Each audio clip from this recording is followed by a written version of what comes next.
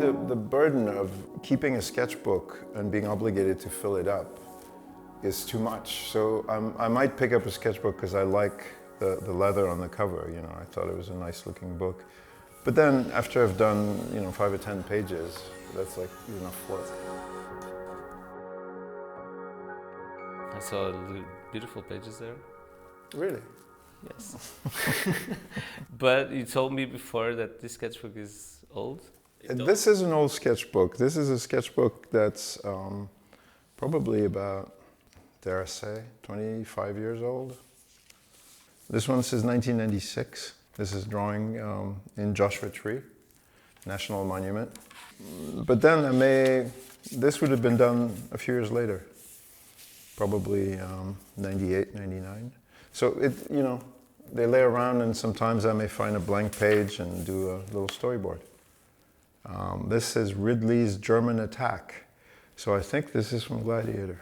I recognize this is some early sketches for some of the first meetings we had on Gladiator. I don't want to remember particularly anything about when I'm doing the drawing. If I remember something, then it's because the drawing transports an energy. And what I'll remember is the state that I was in. And the way I can tell is from the line. I can tell when I'm looking at a drawing I did a long time ago if I was tired or angst-ridden, or if I was dealing with lack of sleep or something like that, or if I was worried about something. Sometimes I'll look at a drawing and remember a problem in my life at that time. And so for me, it's a record of what state of health I was in. And I can see that by the failures of the line to be sturdy or the anatomy just not coming together. And I can see all the weaknesses in the drawing that automatically just land as a first pass. So, because it's very difficult to draw, and it's very difficult to draw well, and it's very difficult to draw just. So when I look at a drawing, I can tell you I was in form that day, or I was in terrible shape that day. We can do it. Like I think there's a girl on Zuma Beach, and I was looking at her buttocks and her legs, and I was obviously riffing on the way the light hits this wonderful part of a female body. And I was in pretty good shape, I think, because I was drawing with a Rotring rapidograph. And that's not easy, particularly on the beach with this wind and everything else. So the lines, I think, are pretty sturdy. And that tells me I was in good form. There's no pencil line, so I did it directly by hand. So that means I was on point. I don't really remember. I think I did this at home. I wouldn't have done this on the beach because it's actually a diary page. See, I'm contradicting myself. This is literally a diary page. It shows me driving my car on probably in one of the canyons leading to Zuma Beach in Los Angeles. And I'm obviously listening to the radio because there's a joke off the radio. And then I get home and the telephone is beeping and there's a message, and I wrote down the entire message. And it was Luc Besson calling about going back on board the Fifth Element. And the reason I wrote it down is because I kind of bet that this would not happen because we'd stopped working 2 years before and he had to interrupt the film. So suddenly there's a message saying, it's been a while, but we're going to start up the film again. So there it is. So this is my telephone in its socket in Burbank, California, and I'm receiving this message right here. So if you freeze the image and the definition is high enough, you can read it. It's in French. Yeah, it's here. Okay. And there's a little thing that comes from something I heard on the television. There's bugs on TV, and Martin Sheen is narrating, and Viveka, my old girlfriend, who is very young, is like a leaky faucet in my life. And there's 200 million bugs per human, according to Martin Sheen.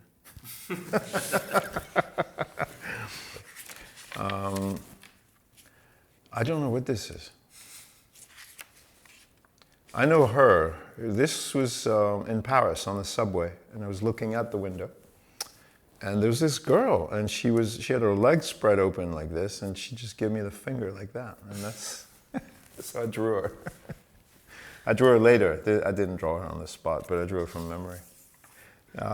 This is like people in a cafe in West Hollywood. It actually says, in West Hollywood, so I know where it was. This is slightly pornographic. No idea what this is about. Couldn't tell you. I recognize details like the shoes, the caterpillars. I like those big caterpillar shoes. Another goofy drawing about a guy having marital problems, obviously.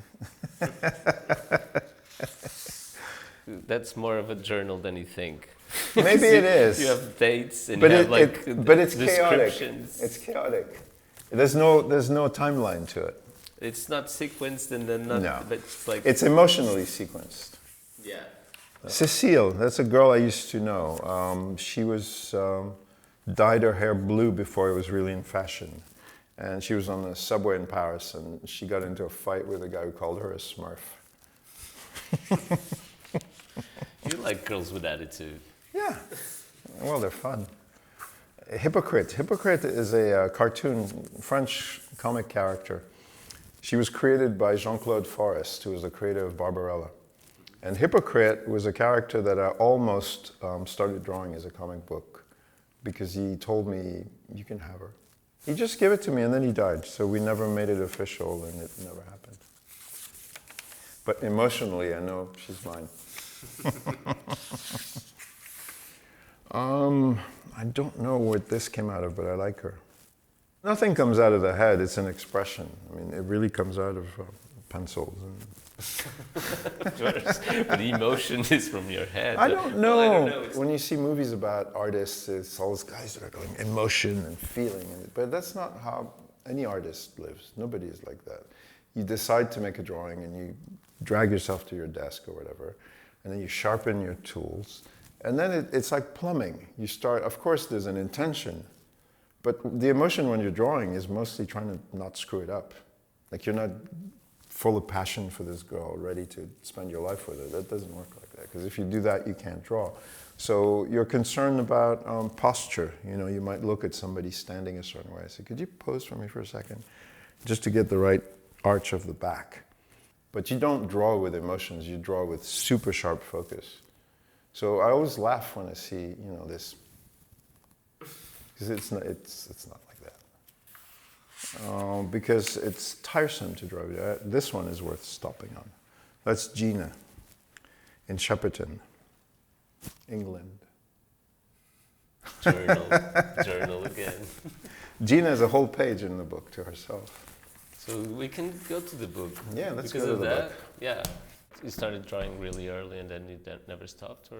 Yeah, I started drawing early, but I don't know if it was any different from any kid drawing early.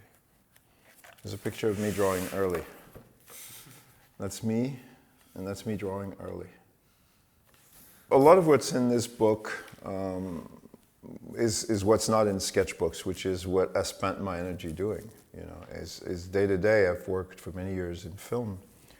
And movies, often, if they have any degree of design or look to them, spent a lot of energy getting artists to produce images that can be used as reference for the film. If you do, okay, this is a city of Carthage, right, in history. You go back to ancient history. So now we have a drawing, and it's not an image out of this or that book, it's an image of the film. If you just go to history books, all you see is like old drawings drawn by, very pale, there's no atmosphere to them, there's nothing. So now we have a drawing with atmosphere, and then we do another one, and pretty soon people have some idea of what the film might feel like.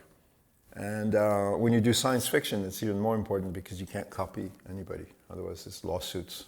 Everything belongs to the producer. DreamWorks. You know that form I signed? Everybody has it.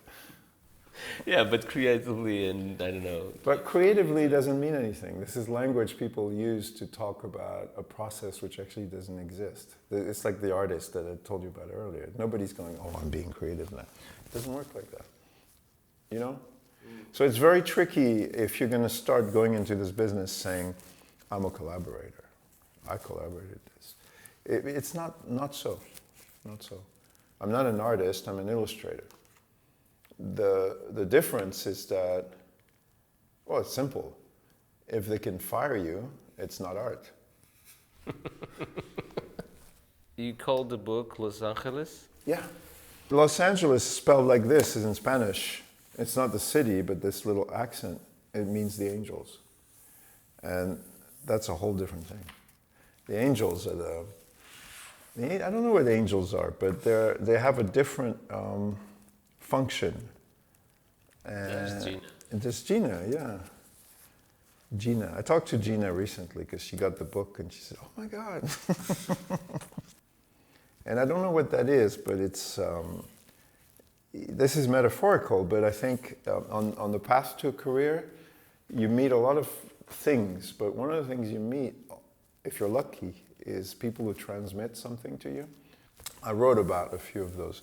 I didn't want to write about celebrity directors. I wrote about one or two because I had things to say, but I wanted to equal part writing about completely unknown people that were very important for me. And many of them were great losers, you know, illustrious losers. Because I think it's really interesting to describe all the people in film who would never become famous.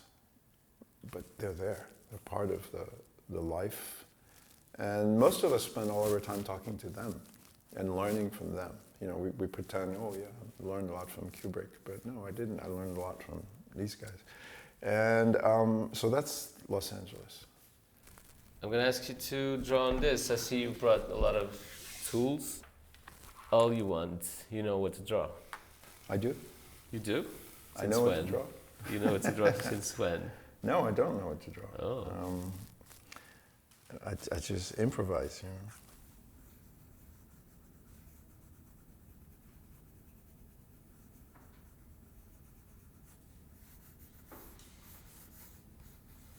No decisions yet about what I'm going to do. It's coming, but vaguely. So you start with the orange.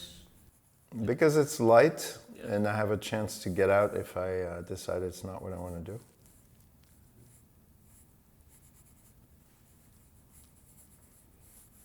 I think I spend less time drawing for no reason than I once used to. I mean, I spend probably more time playing the guitar than drawing. But they're phases of life, you know. By the time I was in my teen years, I discovered making films with Super 8 cameras. And I thought, movies are really interesting. That's probably what I want to do. But I had no way to get into movies. And the only way that I discovered might work, because I lived very far away from where the kind of movies were made that I was interested in. And I thought, I don't live in America, I don't live in LA, I don't live in Hollywood. But one of the things that I can do, because I had seen examples of storyboards, I thought I can draw. So if I can draw, maybe I can get into the film business as a storyboard artist. That's a way to get in, and it was. It was a way to get in, but it wasn't really a way to get out. So it was a good and bad calculation. So who's that? Here? Yeah. I don't know. Does it have to be somebody? I don't know, you tell me.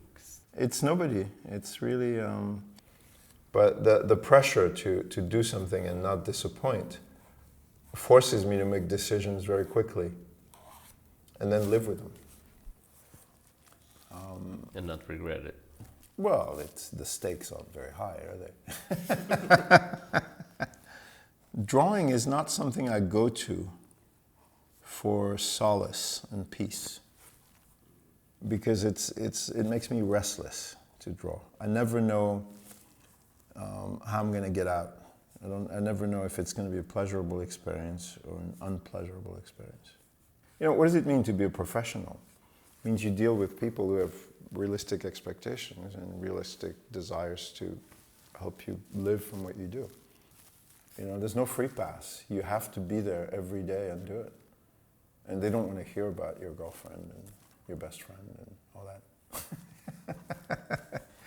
If you want a friend, you know, get a cat.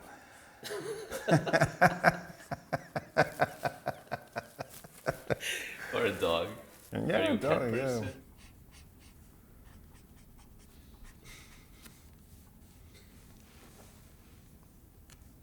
What's your favorite film or movie or book or? I have a list of about all my favorite films. I think there's about 168 of them. I can probably bring it down to a couple of films that I always think of when I think of films that really, really I love to watch at any moment. One of them is a movie by William Friedkin called Sorcerer, which is actually kind of a remake of The Wages of Fear. And I don't know, it's hard to describe, but it's a movie that means a lot to me. But there's a lot of other films I like. I love the films of Michael Powell, an English director from the 1940s. I love Hitchcock. I certainly love Vertigo very much. I love the films of Sidney Lumet, the films of Jacques Tati, French filmmaker. Beautiful. The films I've just listed are certainly films that I can watch anytime. And I do. I watch them a lot just to get lost in them. I'm not stuck to a particular era, but I have difficulty liking films of now, of today. I think they're empty for the most part.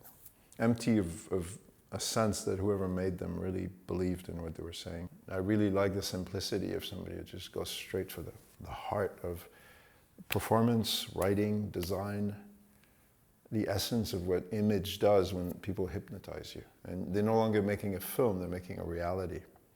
They're taking you and they're sending you somewhere where it's no longer a film. So that's what I think is missing today. There's too much self-awareness because it's become such a high-profile business being a director that nobody's making actual films anymore. They're just making an experience. It's like they're making selfies of themselves making movies. It's like, I love Tarantino, but we know too much about him. I like the films of the Coen brothers. I think out of the recent films, I think they're amongst those that are probably the closest to something I like. I also like some Korean filmmakers, because Korea is in a sort of birth, whereas the United States is dying, plunging. You know? And I think for me, it's been many decades since I was around filmmakers who made that kind of cinema almost every day. Like I grew up in the 70s, and there wasn't a week that went by that there wasn't a film like that came out. So that was something that I was really interested in from a long time ago, and I've been lucky enough to work with a few of the last of the Mohicans, you know, some of these great old directors. It always goes back to the classics. If you watch them carefully, if you watch the right kind of filmmaking, you can never watch anything else. And everything else becomes unwatchable. You're one of that person. Yeah.